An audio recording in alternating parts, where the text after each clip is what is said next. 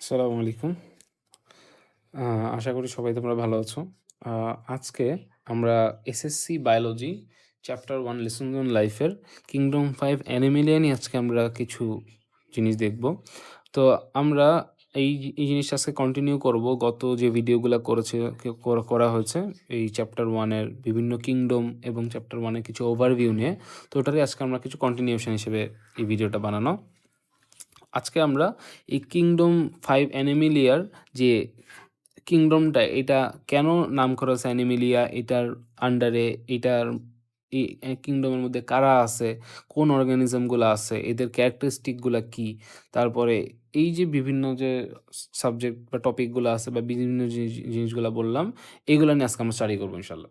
তাহলে এইখানে দেখো, এটা হচ্ছে তোমাদের যে বায়োলজি বই, তোমাদের এসএসসির জন্য যে বায়োলজি বই বোর্ড থেকে দেওয়া এনসিটিভি স্ট্যান্ডার্ড যে বই, সেটাই এখানে একটা পিডিএফ এখানে আমি নিয়েছি। এখানে দেখো বইয়ের মধ্যে কত হাবিজাবি করে, অগুছালো করে, মানে এখানে আসলে পড়ে তোমার বের করাটা বেশি কঠিন, অনেক সময় লেগে যাবে। এটার জন্য আমি কি করেছি, আমি এখান থেকে এই প্যারাটা থেকে যত ইনফরমেশন আছে, এই কিংডম 5 এর ক্যারেক্টারিস্টিক যেগুলো আছে, ওগুলাকে তোমরা যাতে খুব ইজিলি রিটেইন করতে পারো, তোমরা খুব ইজিলি মনে রাখতে পারো, এটার জন্য আমি এগুলাকে খুব সুন্দর করে সাজিয়ে দিয়েছি। তো আমরা পরের পেজে গেলে এটা সুন্দর করে দেখতে পারবো। দেখো, এইখানে আমি ওই কিংডম 5 এর বা এই অ্যানিমেলিয়ার মধ্যে যত ইনফরমেশন আছে, ইনফরমেশনটাকে খুব সুন্দর পয়েন্ট আকারে তোমাদের সাজিয়ে দিয়েছি। আর এছাড়াও যত ক্যারেক্টারিস্টিক গুলা আছে, এই ক্যারেক্টারিস্টিক গুলাকে কিছু ব্রড হেডিং এর আন্ডারে নিয়ে এসেছি, যেগুলোর জন্য তোমাদের এই ব্রড হেডিং গুলাকে তোমরা যত ব্রড হেডিং মনে রাখবা, ওগুলাকে আরো সাব ক্লাসিফাই করতে বেশি ইজি হবে। তো তোমাদের জাস্ট একদম র ভাবে মেমোরাইজ করা লাগবে না, তোমরা যাতে আরো ইজিলি মেমোরাইজ করতে পারো, সেটার জন্যই আমি আমার এগুলা করা। তো চলো আজকে আমরা কিংডম 5 নিয়ে আজকে যত ডিটেইলসে জানা যায় সবকিছু জেনে নিই ইনশাআল্লাহ। তাহলে ফার্স্টলি আমরা চলে যাই, ক্যারেক্টারিস্টিকটাকে আমরা কিভাবে ডিভাইড করছি সেগুলো নিয়ে একটু বলি। তো টোটাল ক্যারেক্টারিস্টিককে আমি একটা হচ্ছে জেনারেল ক্যারেক্টারিস্টিক বানিয়েছি, এরপরে কিছু নিউট্রিশনাল ক্যারেক্টারিস্টিক, বায়োলজিক্যাল সিস্টেমের কিছু ক্যারেক্টারিস্টিক, আর রিপ্রোডাকশন যেটা সেইটার কিছু ক্যারেক্টারিস্টিক। আচ্ছা, তাহলে জেনারেল ক্যারেক্টারিস্টিকের মধ্যে কি আছে? মেইনলি সেলুলার যে স্ট্রাকচার, সে সেলুলার যে টাইপ, ওইটাকেই মেইনলি আমরা ডিসকাস করেছি জেনারেল ক্যারেক্টারিস্টিক্সের মধ্যে। এবার নিউট্রিশনের মধ্যে কী নিয়ে ডিসকাস করা হয়েছে?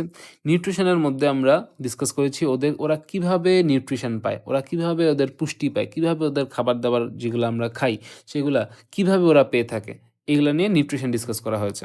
এরপরে বায়োলজিক্যাল সিস্টেম যেটা, মানে ওদের যে টিস্যু, আমরা সেল তো প্রথমে জানলাম, বাট সেলগুলা কিভাবে অর্গানাইজ করা আছে, সেলগুলা যে অর্গানাইজ করা আছে সেগুলা কি কোনো অ্যাডভান্স কোনো কমপ্লেক্স কিছু বানাচ্ছে নাকি না, এগুলোও আমরা এখানে ডিসকাস করেছি। এরপরে রিপ্রোডাকশন, এটা খুবই ইম্পর্টেন্ট। রিপ্রোডাকশনটা যে কোনো কিংডমেরই অর্গানিজমদের একটা খুব গুরুত্বপূর্ণ ক্যারেক্টারিস্টিক। কেন? কারণ রিপ্রোডাকশনটা তোমার একেকটা কিংডম একেকভাবে ভ্যারাই করে।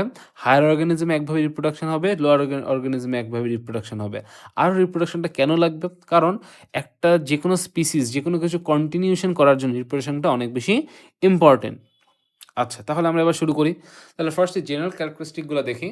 এখানে প্রথমে বলেছে সেল টাইপ। সেল টাইপটা কেমন? মেইনলি হচ্ছে ইউক্যারিওটিক। আমরা জানি যে সেলের মধ্যে খুব ইম্পর্টেন্ট একটা স্ট্রাকচার হচ্ছে নিউক্লিয়াস। এই নিউক্লিয়াসটার বেসিসে আমরা সেলকে মেইনলি দুইটা সুপার কিংডমে ডিভাইড করছিলাম, প্রোক্যারিওটা, ইউক্যারিওটা। এখন এই ইউক্যারিওটার মধ্যে কী ছিল? নিউক্লিয়াসটা খুব হাইলি ওয়েল অর্গানাইজড ছিল।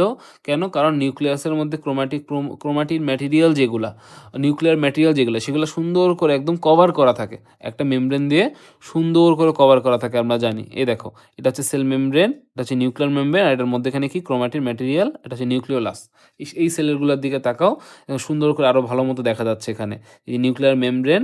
এগুলা কিন্তু না, এই জিনিসটা হচ্ছে ছোট্ট নীল জিনিসটা হচ্ছে নিউক্লিয়ার মেমব্রেন, আর এদের মধ্যে ক্রোমাটিন ম্যাটেরিয়াল সব দেখা যাচ্ছে না, আর এটা হচ্ছে নিউক্লিওলাস। আচ্ছা, তাহলে এটা হচ্ছে সেল টাইপ। সেল অর্গানাইজেশনটা কেমন হবে? যেহেতু আমরা জানি যে এই কিংডমগুলা কিভাবে করা হয়েছে, যে হায়ার টু লোয়ার, কিংডম 1টা হচ্ছে সব থেকে লোয়ার বা সব থেকে আন্ডার ডেভেলপড অর্গানিজমগুলোকে নিয়ে, কিংডম 2টা এর থেকে একটু বেশি, কিংডম 3 এর থেকে আরেকটু বেশি, কিংডম 4 এর থেকে আরেকটু বেশি, কিংডম 5 সব থেকে বেশি। তাহলে আমরা যে কিংডমটা এখন পড়ছি এটা, এই কিংডমটা সব থেকে হাইলি ডেভেলপড, হাইলি অর্গানাইজড কিছু তোমার গুলাকে নিয়ে। তাহলে এদের অর্গানাইজেশন অবশ্যই কেমন হতে হবে? মাল্টি সেলুলার হতে হবে। এদের অর্গানাইজেশন সবসময় মাল্টি সেলুলার হবে, মানে এদের যে কোনো অর্গানিজমই এই কিংডমের আন্ডারে যেগুলো আছে সবাই মোর দেন ওয়ান সেলের হবে, মোর দেন ওয়ান সেল হবে, যেটাকে বলছি মাল্টি সেলুলার। কিন্তু আমাদের একটা জিনিস মনে রাখা লাগবে যে এরা সব থেকে ডেভেলপড হলেও এদের কিছু জিনিস এদের সেলের মধ্যে আমরা পাবো না, যেটা যেটা আসলে ওদের জন্য সমস্যা না, যেটা ওদেরকে আন্ডার ডেভেলপ করে দিচ্ছে এমনটা না, যেটা ওদের এই না থাকাটা ওদের একটা ভালো জিনিস, ভালো একটা একটা ডেভেলপমেন্টের একটা জন্য গুরুত্বপূর্ণ ফ্যাক্টর। তাহলে দেখো এখানে ২টা সেল তুমি দেখতে পাচ্ছ। একটা কি? এটা হচ্ছে প্ল্যান্ট সেল। দেখো মার্কিং করা আছে। এটা হচ্ছে অ্যানিমাল সেল। এখানে মার্কিং করা আছে। দেখো এই অ্যানিমাল সেলটার স্ট্রাকচারটা দেখো একটু কেমন? রাউন্ডিশ, ওভাল অথবা রাউন্ডিশ। তো আর প্ল্যান্ট সেলটা কেমন? একটু বক্সি স্ট্রাকচার, একটা স্কোয়ার অথবা রেক্ট্যাঙ্গেলের মতো দেখতে। এই স্কোয়ার অথবা রেক্ট্যাঙ্গেলের হওয়ার মেইন রিজনটা হচ্ছে এই যে সবুজ তুমি যে জিনিসটা দেখছো, এই হার্ট জিনিসটাকে আমরা বলি সেল ওয়াল। এই সেল ওয়ালটা একদম শক্ত হয়, যেটা এই একটা বক্সি স্ট্রাকচার দিচ্ছে। আর অ্যানিমাল সেলে এরকম সেল ওয়াল নাই, এরকম তাই রাউন্ডিশ অথবা ওভাল স্ট্রাকচার পাচ্ছে। এছাড়াও আমরা জানি যে প্ল্যান্টির যে অর্গানিজমগুলো ছিল, কিংডম 4 প্ল্যান্টি, মনে আছে? ওই প্ল্যান্টির মধ্যে অর্গানিজমগুলোর কোনো কি ছিল মেনলি? ওরা ছিল ফটোসিনথেটিক। কি ছিল? ফটোসিনথেটিক। মানে কি বলছিলাম? ওরা লাইট থেকে এনার্জি নিয়ে ওদের খাবার যেটা বা ফুড নিউট্রিশনাল সোর্স হিসেবে লাইটটাকে মেনলি ইউজ করে, আর এনভায়রনমেন্টে থাকা কার্বন ডাইঅক্সাইড, পানি, ওগুলোকে নিউট্রিশনাল সোর্স হিসেবে নিয়ে ওদের কার্বোহাইড্রেট জেনারেট করে, যেগুলো ওরা পরবর্তীতে ইউজ করে। আচ্ছা, তাহলে এই প্ল্যান্ট সেলের যেহেতু ওরা নিজে থেকে নিজের খাবার বানায়, তো এই জন্য ওদের একটা কী লাগে? ওদের একটা অর্গানিজম নাম হচ্ছে প্লাস্টিড, এইগুলো লাগে। এছাড়াও কি লাগবে? ওদের সেল ওয়াল লাগবে। আরও কি লাগবে? আরও হচ্ছে মধ্যেখানে থাকা এই বিশাল একটা জিনিস নাম হচ্ছে ভ্যাকুল লাগবে। এই যে প্লাস্টিক যেগুলো খাবার বানাবে সবগুলাই ভ্যাকুলের মধ্যে এসে জমা হবে। এছাড়াও এদের আরও অনেক কিছু আছে ভ্যাকুলের মধ্যে জমা হবে। তো মেইনলি মনে রাখা লাগবে যে ওদের স্টোরড যে খাবার যেগুলো হচ্ছে, প্রডিউসড খাবারগুলো স্টোর করার জন্য ভ্যাকুলটা লাগে। এখন আমরা অ্যানিমাল সেলে আসি। অ্যানিমাল সেলের মধ্যে এই অ্যানিমাল সেলের যেহেতু আমার অ্যানিমালদের কিন্তু মেইনলি কী থাকে? একটা একটা স্ট্রাকচার দেওয়ার জন্য একটা তোমার স্কেলেটন থাকে। আমাদের কি আছে? আমাদের বোনস আছে, যে গরু ছাগলের বোনস আছে না? প্ল্যান্টের কি বোনস আছে? প্ল্যান্টের তো বোনস নেই, বোন নেই, কিন্তু ওরা যে শক্ত লম্বা লম্বা দাঁড়িয়ে থাকে, কীভাবে দাঁড়িয়ে থাকে? ওদের মেইন রিজনটাই হচ্ছে ওদের সেলের চারিপাশে এই হার্ড সেল ওয়াল থাকে, হার্ড সেল ওয়ালের একটা লেয়ার থাকে, যেটা আমাদের থাকে না। এই জন্য আমাদের কি লাগে? বোনস লাগে। এরপরে আমরা আমরা কী করি? আমরা খাবার বাইরে থেকে খাই না, মুখ দিয়ে গিলে খাই। কিন্তু প্ল্যান্টরা কি মুখ আছে? প্ল্যান্টদের মুখ নেই। ওরা কী করে? ওদের সেলের মধ্যে ওরা খাবার বানায়। সেটার জন্যই যেহেতু ওরা খাবার বানাচ্ছে, খাবার বানালে খাবারগুলো জমাও রাখা লাগবে। আমাদের তো আর খাবার বানাচ্ছি না, আমাদের জমা রাখারও অত বেশি দরকার নেই, তো আমাদের সেলে এত বড় ভ্যাকুয়াল থাকবে না। তাহলে প্ল্যান্ট সেলের মধ্যে এই সেল ওয়াল থাকবে, যেহেতু ওদের কোনো স্ট্রাকচারাল অন্য কোনো কম্পোনেন্ট নাই। তারপরে প্লাস্টিক থাকবে, যেহেতু ওরা বাইরে থেকে খাবার ইনজেস্ট করতে পারছে না, গিলতে পারছে না, তো এই জন্য ওরা নিজেরাই সেলের মধ্যে খাবার বানাবে। এছাড়াও এই খাবারগুলোকে জমা রাখার জন্য ওদের কী লাগবে? এই বড় একটা ভ্যাকুল লাগবে। আচ্ছা, তাহলে অ্যানিমাল সেলের মধ্যে এগুলা কী করা লাগবে না? কিছুই লাগবে না। অ্যানিমাল সেলের মধ্যে এগুলা এই তিনটার কোনোটাই লাগবে না। তাহলে কি দাঁড়াচ্ছে? এই যে সেলগুলোর মধ্যে কি থাকবে না? তাহলে বললাম সেল ওয়াল থাকবে না, প্লাস্টিক থাকবে না, ভ্যাকুল থাকবে না। এটা কিন্তু অনেক বেশি ইম্পর্টেন্ট, এটা মাস্ট মনে রাখতে হবে। এটা একটা খুব বেসিক ডিফারেন্স অ্যানিমাল সেল আর প্ল্যান্ট সেলের মধ্যে, যে প্ল্যান্ট সেলে এইগুলো থাকবে, অ্যানিমাল সেলে এগুলো থাকবে না। এরপরে আমরা নিউট্রিশনাল ক্যারেক্টারিস্টিকগুলো দেখি। নিউট্রিশনাল ক্যারেক্টারিস্টিকটা খুব ইম্পর্টেন্ট। তো এই যে সোর্স অফ নিউট্রিশন, এই সোর্স অফ নিউট্রিশন এইটাকে মেনলি আমরা বলি ট্রপ। কি বলি? ট্রপ পড়তে দিয়ে আমরা বুঝাই সোর্স অফ বা মোড অফ নিউট্রিশন। তো অ্যানিমালস যারা, তারা হচ্ছে হেটারোট্রপ। হেটারো মানে কি? হেটারো বলতে নিজের বাইরে কোনো কিছু, আমার মানে মানে অন্য কোনো কিছুর উপরে বোঝাচ্ছে। তো এই মোড অফ নিউট্রিশন যদি অন্য কিছু কোনো অর্গানিজমের উপরে হয় সেটাকে আমরা বলতেছি হেটারোট্রপ। আচ্ছা, তাহলে আরও কী কী হতে পারে এরকম? এই যে মোড অফ নিউট্রিশন যেটা হেটারোট্রপিক, আরও কী কী টপিক থাকতে পারে ওটা নিয়ে একটু ইনফরমেশন দিয়ে রাখি, যে এরকম কী হতে পারে। ফটোট্রপ হতে পারে, কেমোট্রপ হতে পারে, অটোট্রপ হতে পারে, হেটারোট্রপ হতে পারে। মেনলি অ্যানিমেলিয়ার অর্গানিজম সবাই হেটারোট্রপ। অটোট্রপ কারা? অটোট্রপ যারা এই লাইট অথবা অন্য কোনো জিনিস থেকে খাবার মানে নিজে নিউট্রিশনাল সোর্স হিসেবে ইউজ করতেছে। লাইট হতে পারে, কেমিক্যাল এনার্জি হতে পারে। মেনলি প্ল্যান্টরা হচ্ছে ফটোট্রপ। কেন? কারণ প্ল্যান্টরা এই লাইটকে ইউজ করে ওরা নিজেদের মোড অফ নিউট্রিশন অথবা নিজেদের ফুড জেনারেট করে। এটার জন্য প্ল্যান্ট হচ্ছে ফটোট্রপ, আর আমরা হচ্ছে কি হেটারোট্রপ। আচ্ছা, বা অ্যানিমিলিয়ার অর্গানিজমগুলো সবাই হচ্ছে হেটারোট্রপ। এরপরে বায়োলজিক্যাল সিস্টেমের মধ্যে আসি। তো মানে এখানে আমরা বুঝতে পারতেছি যেহেতু এগুলো মাল্টি সেলুলার অর্গানিজম, এখানে মাল্টিপল সেল থাকবে। এই মাল্টি সেলুলার অর্গানিজমগুলোর মধ্যে আমরা দেখতে পারবো যে বিভিন্ন টাইপের সেল পাবো, আর এই বিভিন্ন মাল্টিপল টাইপ অফ সেল থাকবে। মাল্টিপল সেল টাইপ থাকবে। এখন এই মাল্টিপল সেল টাইপ অর্গানাইজড হয়ে তোমার টিস্যু ফর্ম করবে। এই টিস্যুগুলো তারপর আবার অর্গানাইজড হয়ে ডিফারেন্ট টাইপ অফ টিস্যু মিলে তোমার অর্গ্যান বানাবে। আর এই অর্গ্যানগুলোয় পরবর্তীতে আমরা কি দেখব? বিভিন্ন সিস্টেম বানাবে। তোমাদের এই বায়োলজি চ্যাপ্টারের যে মধ্যেখানে যে চ্যাপ্টারগুলো আছে, রেসপিরেটরি সিস্টেম, কার্ডিওভাস্কুলার সিস্টেম, ওগুলো হচ্ছে এই বিভিন্ন সিস্টেম নিয়ে, বিভিন্ন অর্গ্যান মিলে যে সিস্টেম করছে সেটাই নিয়েই ডিসকাস করা হচ্ছে। আচ্ছা, তাহলে বায়োলজিক্যাল সিস্টেমটা কেমন হবে? অনেক বেশি অ্যাডভান্সড হবে, অনেক বেশি কমপ্লেক্স হবে। এর আগের যে কিংডমগুলো ছিল ওখানে কিন্তু আমরা অ্যাডভান্স টিস্যু সিস্টেম দেখতে পাচ্ছিলাম না। খালি প্ল্যান্টই যারা, ওদের মধ্যে আবার কিছু অ্যাডভান্স টিস্যু সিস্টেম ছিল, কিন্তু এর আগে কিন্তু ওরকম কোনো অ্যাডভান্স সিস্টেম ছিল না, কারণ এর আগে ম্যাক্সিমামই ছিল হচ্ছে ইউনিসেলুলার। মাল্টিসেলুলার হলেও ওদের অত বেশি ডেভেলপড ছিল না, যেটার জন্য ওদের অ্যাডভান্স অথবা কমপ্লেক্স সিস্টেম ছিল না। আচ্ছা, এরপর আসে রিপ্রোডাকশন। এটা খুবই ইম্পর্টেন্ট একটা ফ্যাক্টর, কারণ এর আগেই বলছি যে যে কোনো অর্গানিজমকে নিজের স্পিসির নাম্বার মেনটেন করতে হলে ওদেরকে মধ্যে অবশ্যই কী করা লাগবে? রিপ্রোডাকশন করতে হবে। এখন রিপ্রোডাকশনটা কীভাবে হয়ে থাকে আমি আগে বলছিলাম যে নর্মালি অ্যাসেক্সুয়াল হবে অথবা সেক্সুয়াল হবে। অ্যাসেক্সুয়াল কখন হবে? যখন একটা পার্টিকুলার অর্গানিজম থেকে আরেকটা অর্গানিজম হবে। এখানে ডিফারেন্ট টাইপ অর্গানিজম লাগবে না, ডিফারেন্ট গ্যামেট লাগবে না। একটা অর্গানিজম থেকে যখন অন্য একটা অর্গানিজম হয়ে যাবে সেটা হচ্ছে অ্যাসেক্সুয়াল। তো সেক্সুয়াল কখন? সেক্সুয়াল হচ্ছে যখন দুইটা ডিফারেন্ট জেন্ডার, মেল ফিমেল, এরা যখন তোমার এদের থেকে যখন আসা রিপ্রোডাক্টিভ সেল, যেটাকে আমরা বলি গ্যামেট, এই গ্যামেটগুলো যখন ইউনিয়ন হয়ে যখন জাইগোট বানাবে, ওই জাইগোট থেকে ডেভেলপমেন্টের পরে যখন একটা অ্যাডাল্ট অর্গানিজম বা একটা ডেভেলপড অর্গানিজম পাবো, সেটাই হচ্ছে সেক্সুয়াল রিপ্রোডাকশন। আচ্ছা, তো এই যে অর্গানিজম, এদের সবার কী হবে? সেক্সুয়াল রিপ্রোডাকশন হবে। মানে কি? এদের গ্যামেট ফর্ম হবে। গ্যামেট মনে রাখতে হবে, গ্যামেট হচ্ছে special type of cell. Gamete কি? একটা স্পেশাল সেল। গ্যামেট হচ্ছে একটা স্পেশাল সেল। কি করবে এদের কাজই হচ্ছে রিপ্রোডাকশনে পার্টিসিপেট করা। আচ্ছা, এরা কোত্থেকে আসবে? এরা তোমার male and female mature diploid cell থেকে আসবে, বা ম্যাচিউর রিপ্রোডাক্টিভ সেল থেকে আসবে। এগুলা থেকে পরবর্তীতে একটা জাইগোট হবে, জাইগোট হয়ে একটা পুরা ডেভেলপ অর্গানিজম হবে, যেটা আস্তে আস্তে তোমার আরও ডেভেলপড হয়ে অ্যাডাল্ট হবে। অ্যাডাল্টের পর আবার রিপ্রোডাকশন করবে, এরকম করে সাইকেলটা আস্তে আস্তে চলমান থাকবে রিপ্রোডাকশনের।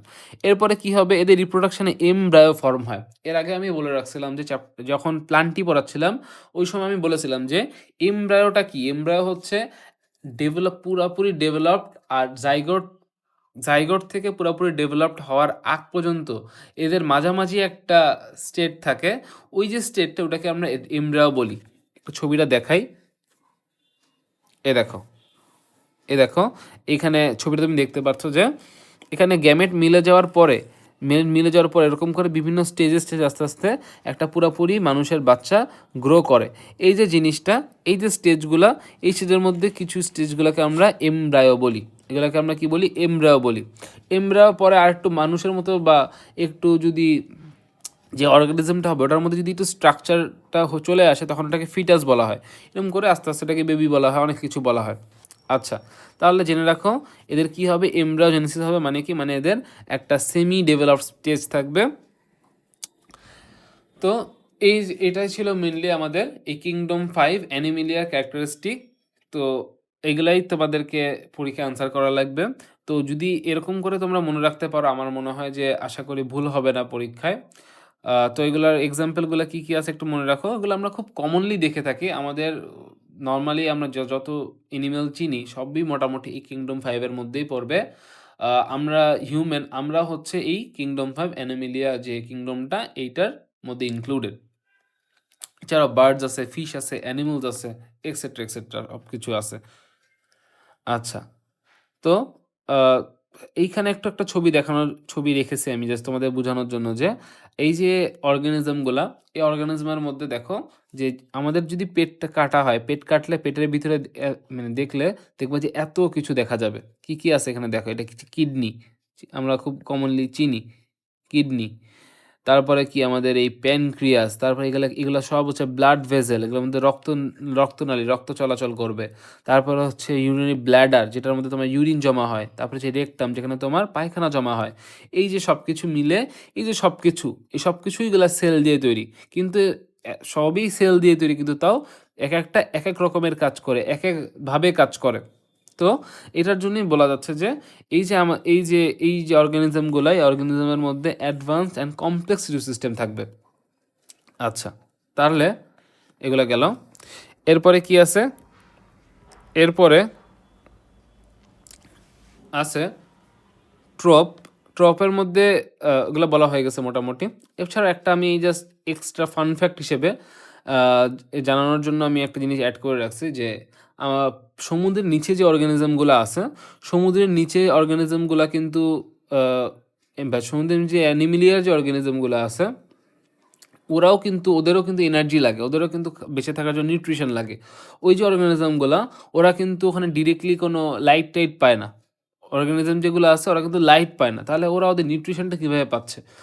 নয়, ধরো বলতে পারো যে তুমি যে ওরা নিউট্রিশন থেকে পাচ্ছে, ধরো মানে লাইট থেকে ওরা নিজে থেকেই বানিয়ে নিচ্ছে, কিন্তু লাইট তো পাচ্ছে না।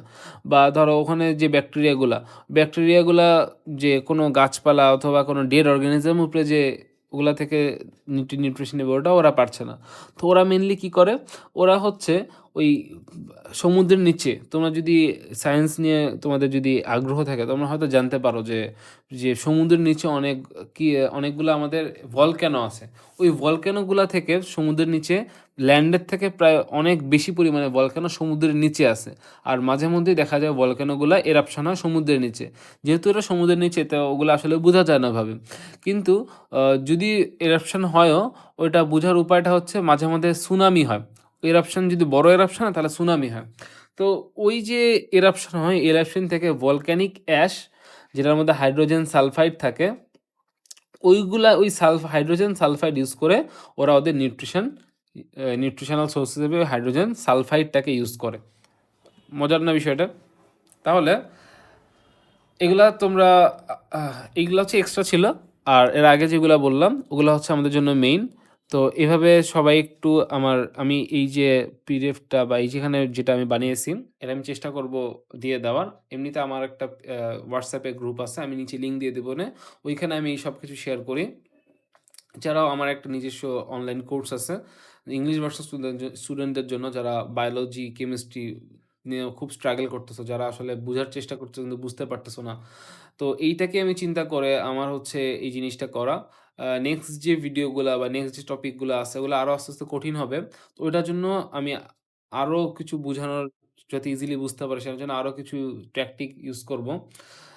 তো যদি তোমরা পছন্দ করে থাকো, প্লিজ তোমাদের ফ্রেন্ডদের সাথে শেয়ার করো, তোমাদের এই ভিডিওতে লাইক দাও, সাবস্ক্রাইব করো। আর যদি কোনো কোয়েরি থাকে, তুমি আমাদের এই গ্রুপে জয়েন করে ওই গ্রুপে তুমি আমাকে মেসেজ করতে পারো, অথবা আমি নিচে আমার হোয়াটসঅ্যাপ নাম্বারও দিয়ে দেওয়া আছে, ওখানে আমাকে নক দিতে পারো। তো এইখানে আজকে এই ভিডিওটা দিয়ে আমাদের ক্লাসিফিকেশনটা মেনলি শেষ। আমরা সুপার কিংডম 2টা, তারপরে 5টা যে কিংডম, সবগুলো নিয়ে ডিসকাস করা মোটামুটি হয়ে গিয়েছে। তো এরপরেও যদি কারো কোনো কোয়েশ্চেন থাকে, তুমি আমাকে কমেন্টে জিজ্ঞেস করতে পারো, অথবা আমাকে ডিরেক্টলি ইনবক্সে জিজ্ঞেস করতে পারো। তো আজকে এতটুকুই। নেক্সট ভিডিওতে আমি ইনশাল্লাহ এই যে এতগুলা যে পড়লাম আমরা ক্লাসিফিকেশনের, এতগুলা কিংডম পড়লাম, সুপার কিংডম পড়লাম। এর আগেও কিছু জিনিস আমি পড়িয়েছি। তো ওগুলার থেকে কোয়েশ্চেন কিভাবে আসবে, ওগুলা নিয়ে একটা সিকিউ আমি এর নেক্সট ক্লাসে আমি নেক্সট ভিডিওতে আমি সলভ করব ইনশাল্লাহ। তো যাদের ইচ্ছা আছে অবশ্যই যাতে ভিডিওগুলো দেখে ইনশাল্লাহ। আসসালামু আলাইকুম।